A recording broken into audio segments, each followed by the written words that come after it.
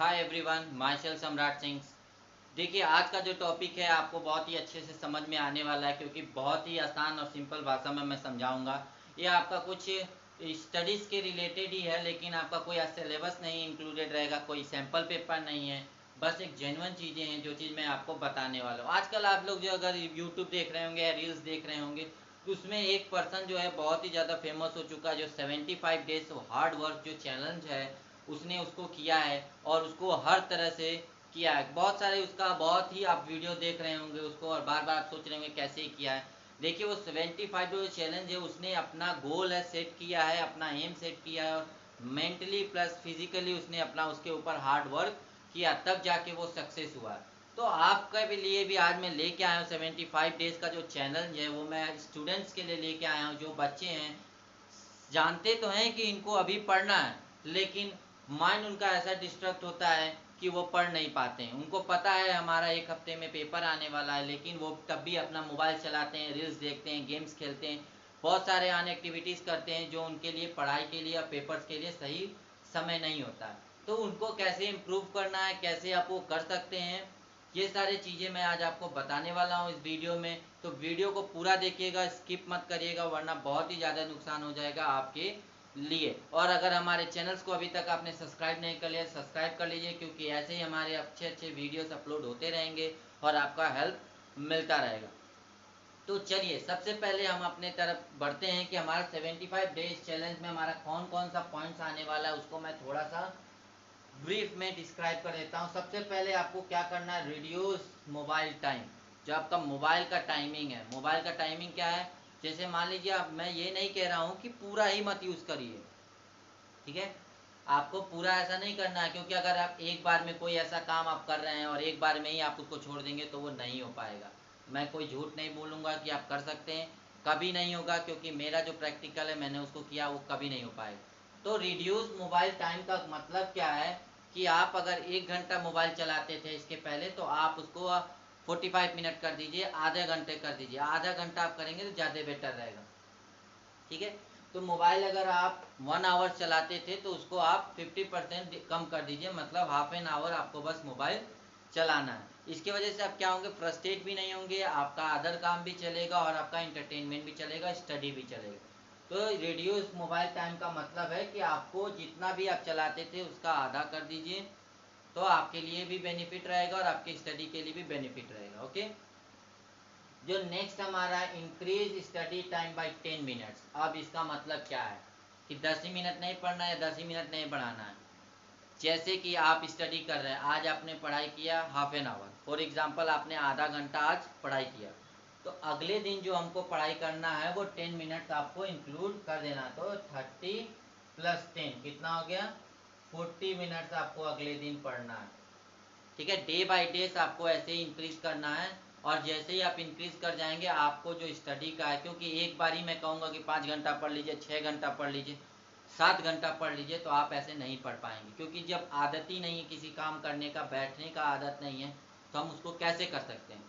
इसलिए आप डेली क्या करिए, आधा घंटा पढ़ रहे थे तो 10 मिनट आप उसको और बढ़ा दीजिए। इसको ज़्यादा आपको फर्क नहीं पड़ेगा, लेकिन हाँ, जब आप ये डेली वर्कआउट करेंगे, 10 मिनट 10 मिनट बढ़ाते रहेंगे, प्रैक्टिस होता रहेगा, तो आपको 8 घंटा भी बैठ के पढ़ सकते हैं, 12 घंटा। फिर आप जैसे सोचते हैं ना कि अरे 12 घंटा कैसे पढ़ लिए, 14 घंटा कैसे पढ़ लिया, आप सुनते हैं तो आपका माइंड हैंग होता है, तो ऐसा कुछ नहीं होगा, फिर आप भी पढ़ सकते हैं 12 से 14 घंटा। और जब आप इतना स्टडी करेंगे, तो कोई भी ऐसा पेपर, कोई भी ऐसा एग्ज़ाम नहीं है जो एंट्रेंस है क्रैक नहीं कर पाएंगे। आपको हर एक चीज़ आपके लिए एकदम आसान हो जाएगा। तो इसीलिए आपका क्या है, increase study time by 10 minute. ज़्यादा नहीं कह रहा हूँ, सिर्फ 10 मिनट कह रहा हूँ। 10 मिनट आपको कोई फ़र्क नहीं पड़ेगा, लेकिन हाँ, यही अगर आप कंटिन्यू करते रहेंगे तो बहुत ही ज़्यादा इफेक्ट आपकी लाइफ में पड़ने वाला है, ठीक है। जो थर्ड हमारा पॉइंट है, एक्सरसाइज और मेडिटेट। आपको कुछ ना कुछ एक्सरसाइज कर लेना है मॉर्निंग में। जैसे ही आप सो के उठते हैं तो 10 मिनट, 15 मिनट, आधे घंटे के लिए आप योगा कर लीजिए, एक्सरसाइज कर लीजिए, पुशअप कर लीजिए, पुलअप कर लीजिए। बहुत सारी चीज़ें आपको करने को, जो आपको परफेक्ट लगता है। आप 2-3 एक्सरसाइज डेली किया करिए। अगर सुबह शाम करेंगे तो गुड है, बहुत ही अच्छा है।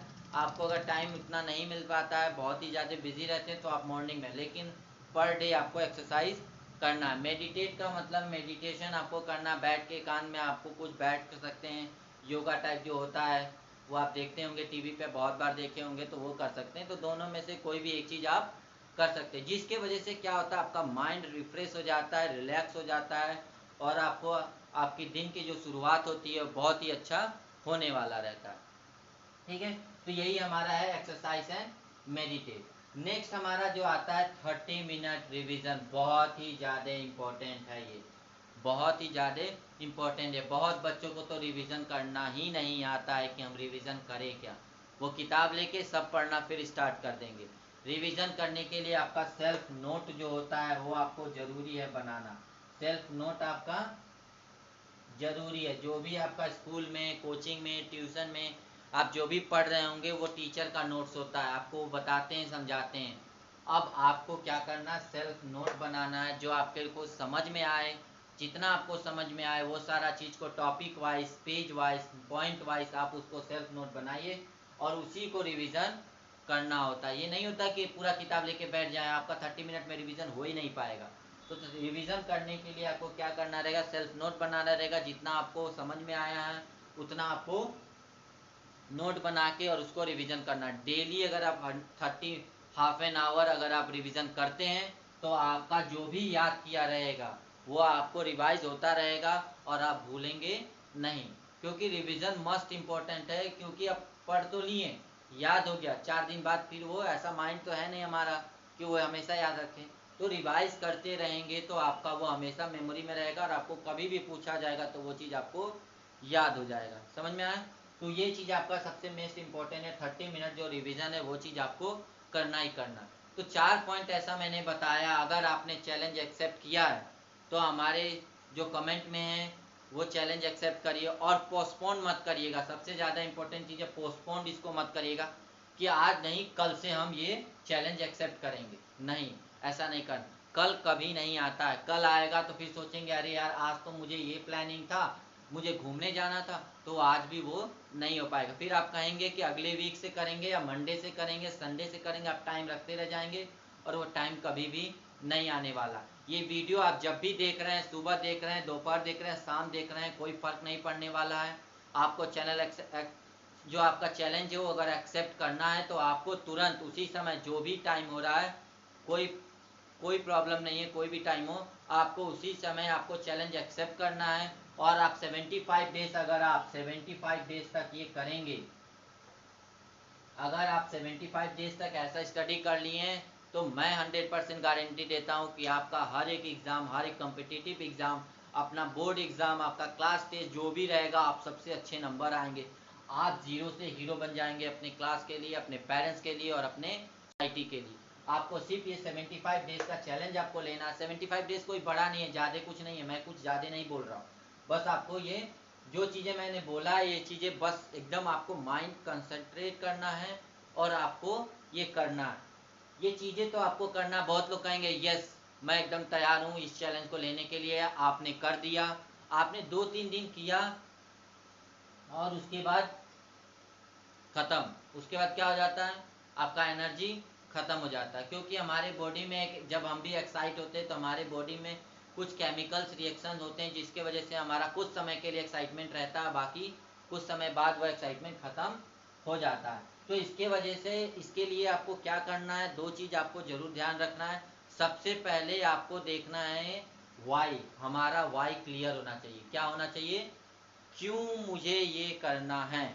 जब आपका रीज़न क्लियर रहेगा तो आपका 1 हफ्ता हो या 2 हफ्ता हो, आपको जब भी आपको एनर्जी डाउन लगेगा उस रीज़न के तरफ देख लीजिएगा और आपको बहुत ही अच्छे से वो रीज़न याद आ जाएगा, फिर आपका एनर्जी लेवल हाई हो जाएगा। बहुत सारे बच्चों का ऐसा होता है, मम्मी पापा बहुत ही ज़्यादा मेहनत करते हैं और उसके बाद उनको पढ़ाने के लिए देते हैं, खुद बहुत काम छोड़ के, मतलब अपने लिए बहुत सारा काम छोड़ के और बच्चों को पढ़ाते हैं।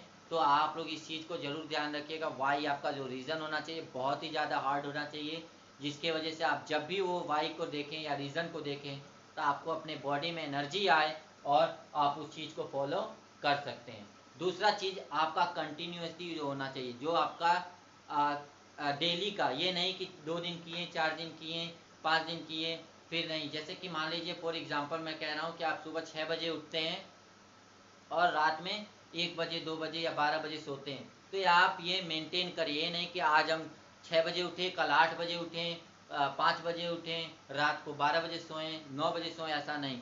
आपका जो है एक टाइम फिक्स कर लीजिए कि मुझे रात को इतने बजे सोना है और सुबह इतने बजे उठना है, बाकी ये काम इतने बजे तक करना है। तो जब आपका वो कंटिन्यूटी रहेगा, बना रहेगा, तो आपको स्टडी में 75 डे चैलेंज में आपको कोई भी प्रॉब्लम नहीं आने वाला।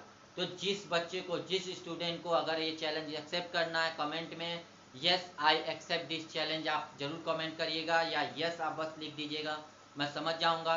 कोई भी प्रॉब्लम हो एक्सेप्ट करने में चैलेंज या कोई भी चीज़, आप उसको मैसेज में कमेंट करिएगा, हम लोग उसको हेल्प करेंगे कि आपको कैसे क्या करना है, तो आपका स्टडी इम्प्रूव हो जाएगा। ध्यान रखिएगा आपका रीज़न जो वाई है, वाई आपका क्या होना चाहिए, बहुत ही स्ट्रांग होना चाहिए। जो आपका वाई है, जो रीज़न है, बहुत ज़्यादा स्ट्रांग होगा, तभी आप जाके 75 डे चैलेंज एक्सेप्ट कर पाएंगे। और जिस बच्चों ने 75 डे चैलेंज एक्सेप्ट कर लिया, समझिए पूरा अपना ज़िंदगी का कोई भी काम ऐसा नहीं है जो वो नहीं कर सकता है। Nothing is impossible for him. ठीक है। बहुत सारे आप फॉर एग्जांपल ये आपको गाना भी आपने सुना होगा, जो ये मन को अपना दास बनाओ, दास बने अगर मन का तो मन वो भरमाएगा आपको। तो आपको क्या करना, अपने माइंड को, अपने माइंड को अपना सर्वेंट बनाना, ना ही अपने माइंड का आपको सर्वेंट बनना है। तो आप जैसे अपने माइंड को ट्रीट करेंगे, माइंड आपको वैसा करेगा। जैसे ही आप अपने माइंड को अपने ऊपर हावी होने देंगे, तो माइंड कहेगा अरे नहीं कल करना, मोबाइल चलाते हैं, गेम खेलते हैं, इसमें ज़्यादा इन्जॉयमेंट आता है, पढ़ने में नहीं आता, वो आपकी लाइफ डिस्ट्रॉय कर देगा। तो आप ज़रूर ध्यान से रखिएगा कि ये सारा चीज़ जो पॉइंट मैंने आपको बताया, ये सारा बहुत ज़्यादा इंपॉर्टेंट आपके लाइफ के लिए और आपके स्टडी के लिए। तो वो चीज़ आपको करना है। बाकी all the wishes for you to accept this 75 day challenge.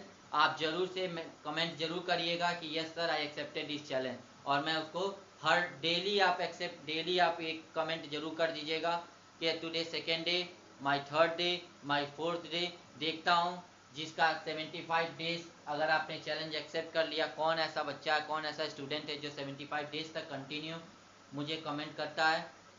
उसको कभी भी मेरे से कोई भी हेल्प चाहिए होगा, आई विल हेल्प यू। अगर लेकिन आपको ये 75 डे चैलेंज जो है, ये बहुत ही ट्रूली, बहुत ही ऑनेस्टली निभाना है। ये नहीं बस फॉर्मेलिटी के लिए, जो जैसे मैं बताया हूँ वैसे ही करना है। ओके। और लास्ट में यही बोलूँगा, जो उसने अब मेरा चैनल को सब्सक्राइब नहीं किया है वो सब्सक्राइब कर लीजिए, और ये वीडियो ज़्यादा से ज़्यादा शेयर करिए, जिसके वजह से बहुत सारे आपके दोस्तों का भी हेल्प हो सकता है। ओके, आज के लिए इतना ही। जय हिंद।